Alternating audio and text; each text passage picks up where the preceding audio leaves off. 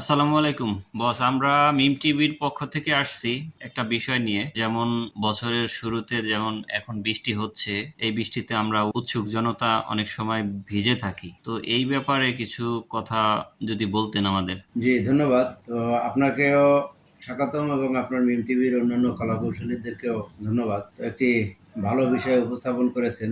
এটা সম্বন্ধে আমিও চাইছিলাম যে কিছু বলি সচেতনতামূলক জনগণের জন্য, যাতে আমরা সবাই উপকৃত হই।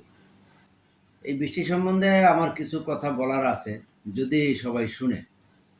আশা করি আপনাদের চ্যানেলের মাধ্যমে এটি সবার কাছে আপনারা পৌঁছে দেবেন শেয়ারের মাধ্যমে। সেটা হলো যে, একটু উদাহরণের সহিতই বলি। যেমন ধরেন, আপনার বাড়িতে একটা সীমানা আছে।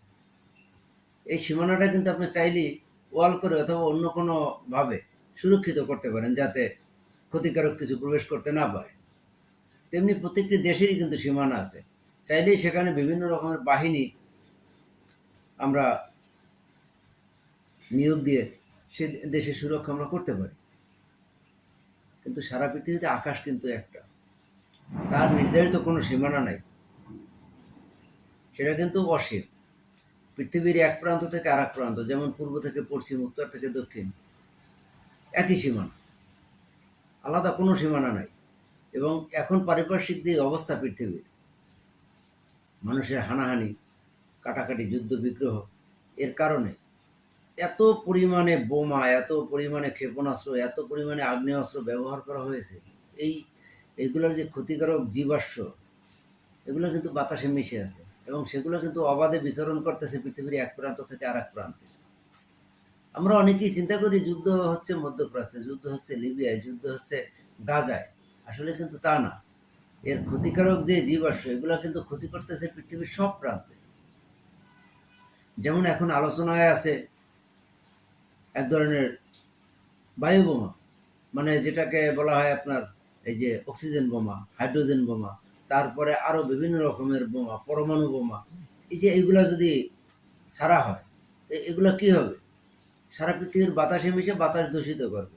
এবং পৃথিবীর পশ্চিম প্রান্তে যদি এটাকে ব্যবহার করা হয়, পূর্ব প্রান্তের লোকজনও ক্ষতিগ্রস্ত হবে।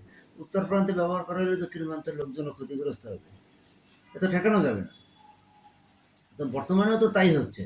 বর্তমানে যে এখন পৃথিবীর বায়ুমণ্ডলী, এই বায়ুমণ্ডলীর যে ধূলিকণাগুলো আছে, প্রত্যেকটা ধূলিকণা আছে একটা করে জীবাণু বোম্বার।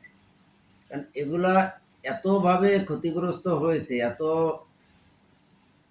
ক্ষতিকারক উপাদানগুলো সংগ্রহ করেছে এই বিভিন্ন যুদ্ধের কারণে। তো এগুলা সবগুলো হলে এক একটা করে জীবাণু বোমা। এগুলো যদি কারো শরীরে প্রবেশ করে, সাথে সাথে শরীরে বিভিন্ন রোগের উপসর্গ দেখা দেবে। শুরু হচ্ছে কালবৈশাখী, এখন অহরহ বৃষ্টি হবে। দেখা যাবে এই রৌদ্র, একটু পরেই বৃষ্টি। আর আমাদের তো স্বভাব অন্যরকম। আমরা তো ওই যে সেন্টিমেন্টাল ফলস যাকে বলে সেরকম, যেই আমরা দেখা গেল বৃষ্টি, বাচ্চা কাচ্চা, বৃদ্ধ মা বাবা সব নিয়ে দৌড়ে গেলাম ছাদে বৃষ্টিতে ভেজার জন্য। কারণ ওই যে আগ্রহপ্রবণ জাতি, দৌড় দিলাম আগ্রহ করে, সবাই ভিজবো বৃষ্টিতে। যার বাড়িতে ছাদ নাই বা ছাদ সংরক্ষিত, প্রবেশ করা যায় না, তারা দৌড়ে রাস্তায় নেমে পড়লাম। অথবা গ্রামের মানুষ আঙ্গিনায় নেমে পড়ে, বাড়ির উঠানে ভিজে। এই ভেজার ফলে কি হবে? আপনার শরীরে এই জীবাণু বোম্বারগুলা আঘাত করবে। কারণ অযথাই আপনার শরীরে দেখা যাবে চুলকানি, অ্যালার্জি, শ্বাসকষ্ট, এছাড়াও বিভিন্ন রোগের উপসর্গ শরীরে দেখা দিতে পারে। এখনই অলরেডি বাচ্চাদের হাম, তারপরে নিউমোনিয়া, বিভিন্ন রোগ কিন্তু অলরেডি চলমান। এর মধ্যে আবার যদি এই বৃষ্টিতে ভেজার কারণে আরও রোগের উপসর্গ বাড়তে পারে। অতএব আমরা আমাদের আবেগটাকে একটু নিয়ন্ত্রণ করব।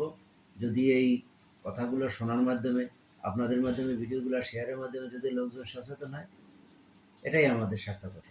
আমরা চাই সবাই মিলে একত্রে সুস্থ থাকি। ধন্যবাদ। আপনাকেও ধন্যবাদ মূল্যবান মতামত শেয়ার করার জন্য।